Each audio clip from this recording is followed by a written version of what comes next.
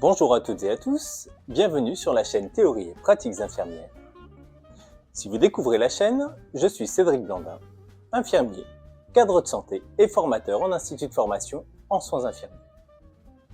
Dans cette nouvelle vidéo, je vous propose de partager avec vous ce que j'ai compris du livre de Florence Nightingale, Notes on Nursing, publié en 1859 en Angleterre, en 1860 dans sa version américaine et en 1862 en France, sous le titre « Des soins à donner aux malades, ce qu'il faut faire, ce qu'il faut éviter ».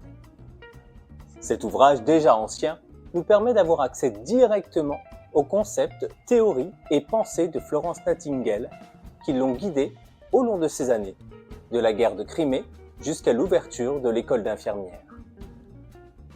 Mais surtout, vous aurez l'occasion de découvrir son extraordinaire modernité. Je vous proposerai des exemples tout au long de la vidéo.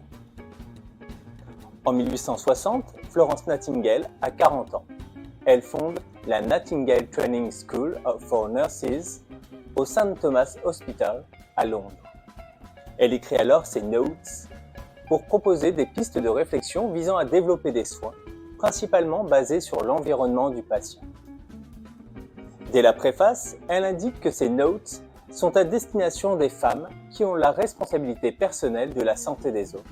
Il ne s'agit donc pas d'un ouvrage seulement à destination des professionnels, mais également à la population civile qui prend soin au quotidien, à la maison, de la famille et des proches.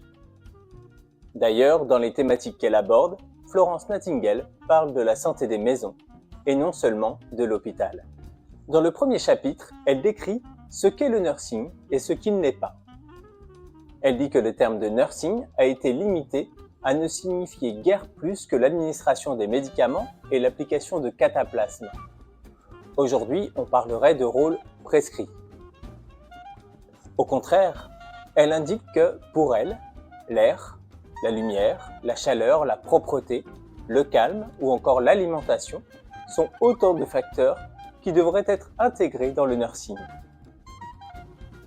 Le métaparadigme infirmier, personne, environnement, santé et soins infirmiers, conceptualisé par Jacqueline Fossette en 1984, puise ses sources dans cette pensée 120 ans plus tôt.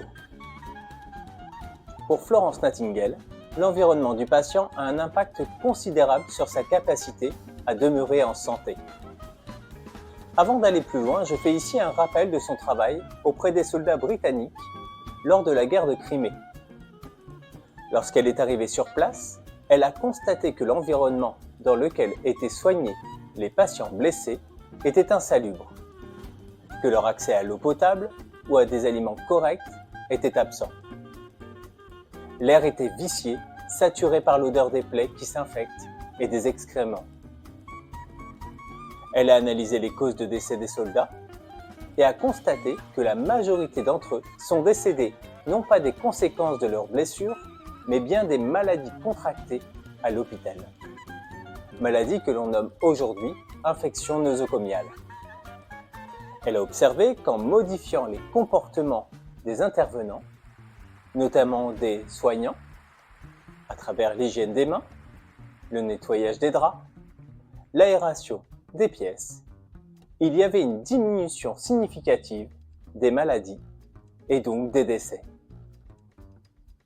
Son ouvrage est composé de 13 chapitres dans lesquels on retrouve les éléments qui constituent une partie de l'environnement physique du patient, comme le bruit, la lumière, l'alimentation ou encore l'aération.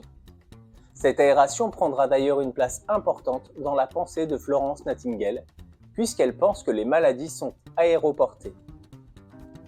D'autres chapitres abordent la gestion des soins, l'observation des malades ou encore la propreté personnelle. Dans ce sommaire, de nouveau, on retrouve l'ensemble des éléments qui constituent aujourd'hui le métaparadigme infirmier. Je vous propose de découvrir ce que j'ai compris des différents chapitres. Le premier chapitre, consacré à la ventilation et au réchauffement, souligne l'importance de respirer un air aussi pur que possible pour le patient, sans que cet air le refroidisse. Elle préconise d'ouvrir autant que possible les fenêtres pour permettre un renouvellement de l'air. Elle souligne que, majoritairement, le renouvellement de l'air se fait en ouvrant la porte intérieure vers le couloir, dans lequel l'air ne circule pas non plus. Qu'en est-il aujourd'hui? Que faisons-nous chez nous, dans nos maisons, dans nos hôpitaux? Il est désormais reconnu que l'air respiré dans les pièces non aérées, régulièrement, est vicié, non seulement par le manque de circulation d'air, mais également par l'ensemble des produits polluants qui constituent la décoration, la peinture, la tapisserie. J'observe que dans nombre d'hôpitaux, les fenêtres des chambres ne s'ouvrent pas, ou si peu que l'air extérieur ne circule pas à l'intérieur. L'une des craintes est probablement que quelqu'un saute ou tombe accidentellement par la fenêtre. Il est intéressant de constater que dans ce chapitre, Nightingale apporte une attention particulière à l'observation du corps du patient. Elle dit qu'il faut observer de temps en temps les pieds et les mains pour vérifier qu'ils ne prennent pas froid. Aujourd'hui, on parlerait d'examen clinique standardisé pour consolider l'observation et l'interprétation de la situation. On retrouve également des éléments communs entre l'évaluation infirmière de Nightingale et des concepts que l'on retrouve par exemple dans le modèle du jugement clinique de Christine Tanner. Ainsi, Florence Nightingale écrit « Vous pouvez vous attendre à ce que les patients souffrent beaucoup plus du rhume le matin que le soir. Les forces vitales sont beaucoup plus faibles. S'ils sont fiévreux la nuit, avec les mains et les pieds brûlants, ils sont presque sûrs d'avoir froid et de frissonner dans le matin. » Dans cette analyse, on peut y percevoir des schémas typiques ou des portraits cliniques dont l'infirmière, à force d'expérience, va repérer et mettre des actions en place sans même y réfléchir. Dans le second chapitre, elle aborde la santé des maisons. Pour elle, 5 éléments sont essentiels pour assurer la santé des maisons. De l'air pur, de l'eau pure, un drainage efficace, la propreté et la lumière. Nous avons abordé précédemment le thème de l'air et de sa circulation. Rappelons simplement qu'aujourd'hui, nous avons des critères de qualité de l'air, quelques actions et quelques lois. Mais nous continuons de respirer les émanations de pots d'échappement en ville et les résidus de pesticides à la campagne. L'eau pure, en 1860, commençait à se généraliser. Mais de nombreuses maisons étaient encore desservies par des puits, parfois pollués par le drainage mal pensé des égouts ou des toilettes. Aujourd'hui, chez nous, presque tout le monde bénéficie d'un accès à l'eau courant dans les logements. Par contre, d'autres problématiques existent. Par exemple, les PFAS, ces microplastiques dont la dégradation peut mettre des milliers d'années dans l'environnement et est présente dans l'ensemble des organismes vivants, s'insinue jusque dans notre eau de consommation quotidienne, parfois même dans des quantités très largement supérieures aux normes autorisées. Quant au drainage des eaux usées, Florence Nightingale souligne leur importance dans la diffusion de maladies. Ici, nous pouvons faire le lien avec le Covid, dont un taux significatif est retrouvé dans les eaux usées. Par contre, n'oublions pas que ce texte est écrit en 1860, date à laquelle le rôle attendu des femmes était d'être à la maison. On retrouve donc des postures très marquées sur le rôle de genre. Le chapitre 3, intitulé « Petite gestion », aborde la question du temps et de la responsabilité de l'infirmière. Dans ce terme infirmière, entendons toujours celle qui soigne et non forcément celle dont c'est le métier. Nightingale indique que l'art de l'infirmière, aujourd'hui nous pourrions dire l'art de l'aidant, n'est pas d'être toujours présent pour le malade, quelle que soit l'heure du jour ou de la nuit. Pour elle, l'art est de permettre au malade d'identifier les moments où l'infirmière est présente et où elle est absente. D'autre part, elle aborde également le respect du rythme du malade. Elle souligne qu'une présence inopportune ou bruyante peut avoir des effets délétères sur le patient. Elle semble avoir bien perçu ce qui se passe dans la tête d'une personne malade. Elle dit « L'appréhension, l'incertitude, l'attente, la peur de la surprise font plus de mal à un patient que n'importe quel effort. Rappelez-vous, il est tout le temps en face à face avec son ennemi, luttant intérieurement avec lui, ayant de longues conversations imaginaires avec lui. » Cette phrase, qui date de plus de 150 ans, peut encore faire écho dans nos pratiques. Les patients, bien qu'étant des citoyens et des usagers avec lesquels la relation doit être d'égal à égal, sont également des personnes en souffrance avec lesquelles il existe dans le même temps une relation asymétrique. L'objectif du soignant est alors de permettre au patient d'être soulagé de ses souffrances d'une part, mais également d'être soulagé dans un cadre sécurisant et apaisant. L'organisation des soins, au-delà d'une planification opportune, doit permettre d'offrir des interventions ciblées et bien construites, mais également coordonnées pour faciliter le repos et la récupération. Pour Nightingale, la notion de responsabilité y prend alors une place essentielle. Elle décrit cette responsabilité comme non seulement la prise de mesures appropriées par soi-même, mais également par la vérification que chaque personne assure sa part d'activité. On retrouve ici les concepts de coopération, de partenariat, de coordination et de continuité des soins qui, encore aujourd'hui, permettent d'assurer l'ensemble des actes nécessaires à la meilleure santé possible de la personne. Le chapitre suivant est consacré au bruit. Elle indique dès le début que le bruit inutile ou le bruit qui crée une attente dans l'esprit est ce qui blesse un patient. Le bruit des clés, les bruits des voix devant la porte qui laissent penser que quelqu'un va rentrer, le bruit qui extrait le patient du sommeil au moment où il s'endort. Autant de bruits du quotidien qui nous semblent inoffensifs et habituels dans notre environnement de travail et qui impactent directement la qualité de vie de la personne. Encore une fois, nous retrouvons ici la modernité du propos, dans un univers quotidien où le bruit est omniprésent, où les volumes sonores sont plus importants. Même si l'environnement hospitalier évolue, cette question du son reste très présente. Je dis son volontairement parce que ce qui est un son pour moi, dans mon environnement de travail ou de vie habituelle, peut devenir un bruit pour celui qui va y mettre des émotions désagréables. Le bruit d'une alarme qui inquiète, le bruit de voix qui discute peut-être de ma situation avant de rentrer dans la chambre. La variété, le beau, est le thème du prochain chapitre. Pour Nightingale, la monotonie a un impact négatif sur la qualité de vie de la personne. Pour elle, la variété des couleurs et des formes permet aux patients de bénéficier d'un environnement stimulant et joyeux. C'est une art-thérapeute avant l'heure. Elle aborde la place des plantes et des fleurs qui amènent de la vie et un point d'attention sur lequel le patient peut se fixer.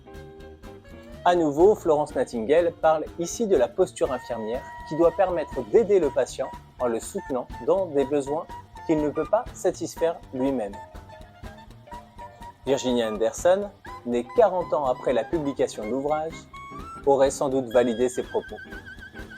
Dans un chapitre consacré à l'alimentation, elle y donne des conseils sur la place de celle-ci dans l'amélioration de l'état de santé du patient. Elle y présente des propositions d'ajustement pour permettre aux malades de mieux s'alimenter, notamment en fractionnant les repas.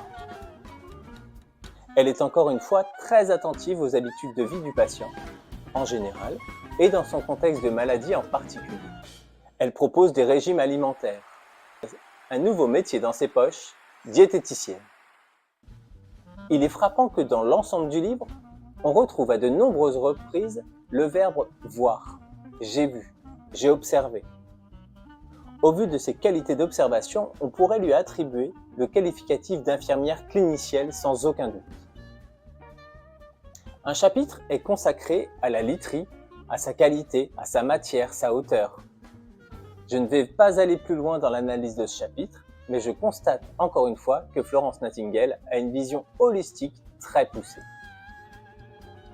Le 9e chapitre est consacré à la lumière. Lumière qu'elle identifie comme le premier des besoins. Elle fait un lien entre la qualité de la lumière et la qualité de l'air dans les pièces. Aujourd'hui, ce lien est pleinement confirmé. La lumière ayant un effet antibactérien, un impact sur la régulation de l'humidité et une limitation des moisissures. Elle fait également un lien sur l'impact de la lumière extérieure sur les patients lorsqu'elle dit « Par conséquent, qu'ils soient capables sans se lever ni se retourner dans leur lit, de voir par la fenêtre de leur lit, voir au moins le ciel et la lumière du soleil, Si vous ne pouvez rien leur montrer d'autre, j'affirme que c'est, sinon de la première importance pour la guérison, du moins quelque chose de très proche. On retrouve encore dans cette phrase l'impact de l'environnement et une pensée qui se dégage pleinement du modèle biomédical pour s'inscrire dans un courant biopsychosocial avant l'heure.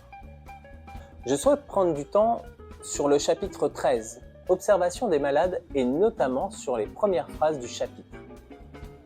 Elle écrit « La leçon pratique la plus importante que l'on puisse donner aux infirmières est de leur enseigner ce qu'il faut observer, comment observer, quels symptômes indiquent une amélioration, ce qui est le contraire, lesquels sont importants, lesquels ne sont aucun, lesquels sont la preuve de négligence et de quel type de négligence. Tout cela doit faire partie essentielle de la formation de chaque infirmière.